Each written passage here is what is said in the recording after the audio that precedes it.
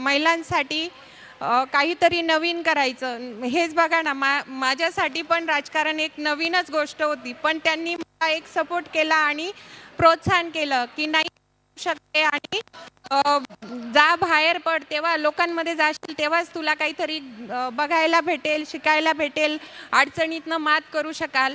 असं मला माझ्या जाऊबाई ज्योत्स्नाताई आहेर त्या आम्ही दोघींनी राजकारणात पडून एक नवीन एवढ्या गावात नवीन पद्धत सुरू केली आम्ही, की आता ज्या पण काही जागा आहेत म्हणजे मार्केट कमिटी असेल, नगराध्यक्ष, आजपर्यंत जेवढ्या पण नगराध्यक्ष झाल्या त्या सगळ्या महिला आहेत आमच्या.